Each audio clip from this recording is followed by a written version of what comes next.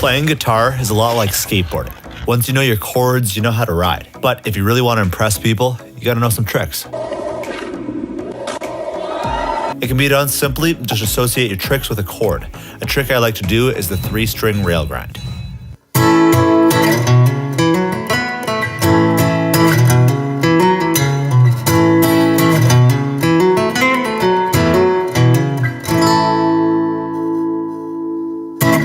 When playing anywhere with your E chord bar chord shape, you've got 3 very accessible strings to slide on for a cool lick. On these notes, you can do any combination of slides, hammer-ons, double stops, picking, or this half-step slide on the D string. This is the scale beside your E chord bar chord shape, which is why this lick works. Knowing your pentatonic scales is like knowing your skate park. The more you play around on them, the more you'll find out where you like to make your favorite moves. If you don't know your pentatonic scales well or at all, you'll still be okay. Just remember what bar chord shapes your tricks go with, and then try them out on different chords. Over time, this will help you visualize the fretboard and remember what notes you can play on a key. Just like trying the pop slide move on a bunch of different chords using your E major bar chord shape.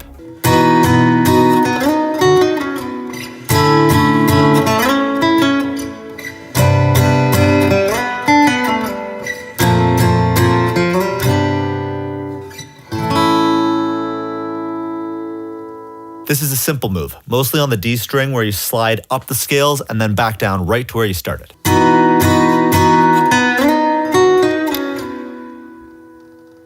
After this lick, it's nice to go into the minor 3rd chord of the key. More simply, this is the minor chord directly 1 fret to the left and on the 5th string of the chord you're playing. Bonus tip, in this riff I'm also playing sus4 chords. They can sound a little more spicy than standard chords, and all you gotta do is take your finger off the 5th string of your E major chord shape to play it.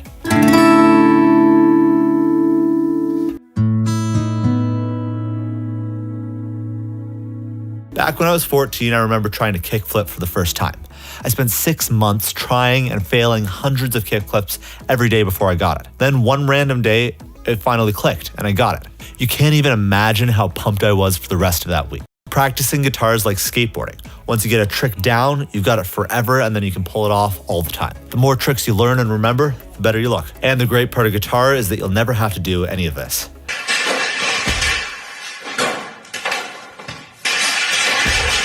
A lot of teachers underplay that a huge part of guitar is just memorization. Giving these moves goofy names and metaphors is a memorization trick to help you remember bits and pieces of your scales.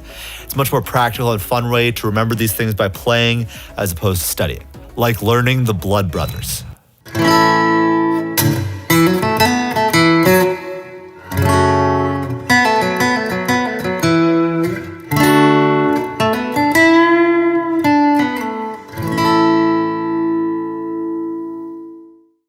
There tends to be one scale position most players learn first. It's this one.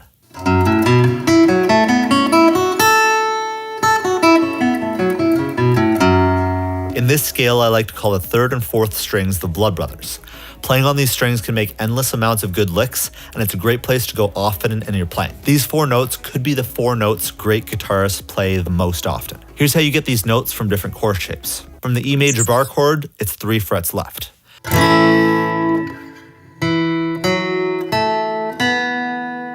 From the E minor bar chord shape, it's the same fret.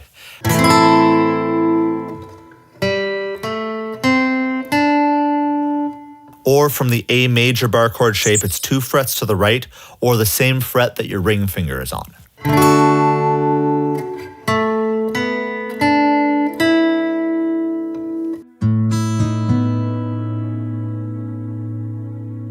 Some tricks were made for different styles of music, just like some skateboard tricks are made for different skate parks.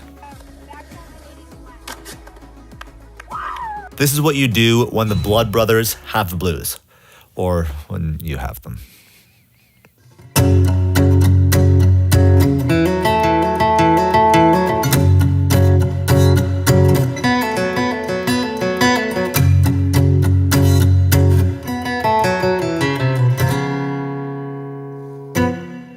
This is a somewhat easy blues trick to play to finish off a blues song. 1 string above your Blood Brothers in everyone's favorite scale position.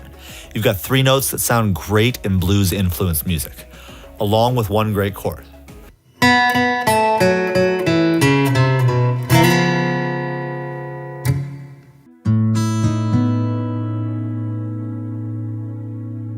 At this point, I feel like we've been neglecting the A minor bar chord shape position. Neglecting this position is like neglecting to learn how to do a pop shove it. This position of your scales is awesome, easy to play, and great guitarists use it all the time. And it's got the Blood Brothers right in it, so you already know how to pull off endless easy tricks here. Play around with your brothers and then move into what I call the diddly bender.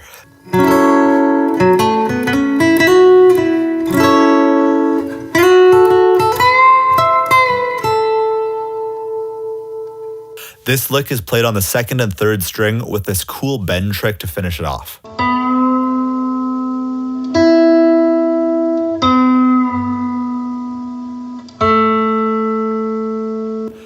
Bending your second string up, then with the same pinky, play your same fret on the string below it. This almost always sounds good in this position.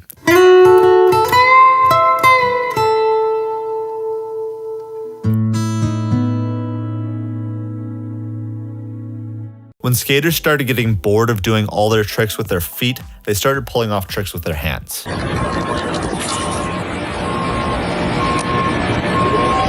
When great guitarists got bored with their left hand, they started making tricks on their right. There are tons of tricks to learn on your strumming hand that'll make your playing sound way more unique, like the rake.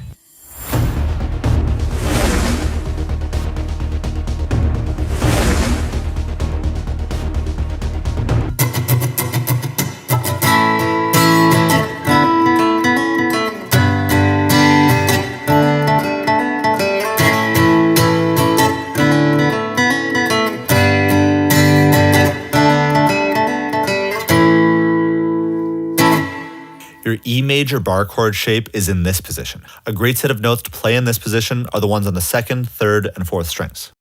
On your right hand, you can do a trick called the rake, which sounds great with these notes, as well as many other times in your playing. To do this, mute the strings above these notes, but still strum the muted strings on the way down to the notes you're playing.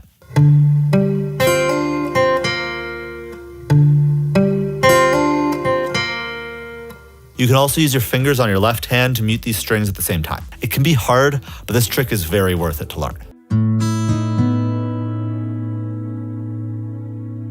Finally, to end your performance, you need a good trick to ride off to.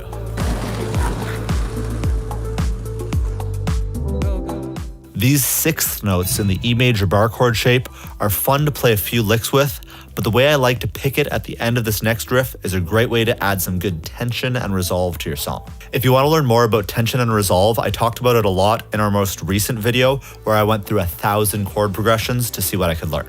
You can check it out right there.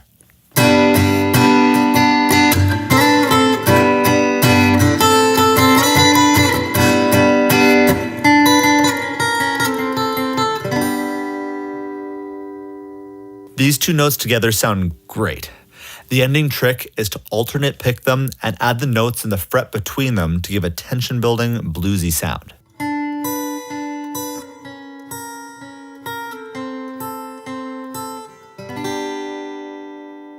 In other scenarios, simply sliding back and forth on the notes in the scale sounds great.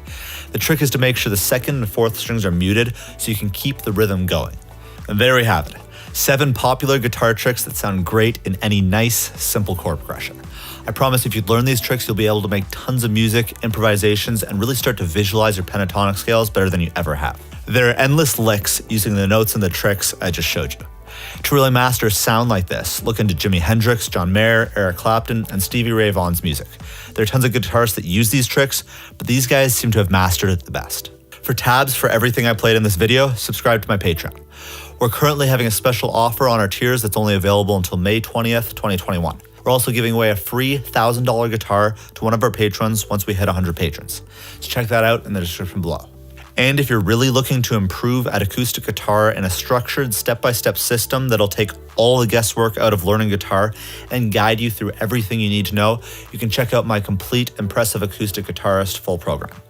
That'll be in the description below as well. Hopefully you learned something pretty useful from this video. Thanks for watching. Make sure to hit that thumbs up button. Let me know what you thought of this video in the comments and hit that subscribe button to see my next video. I'll see you soon.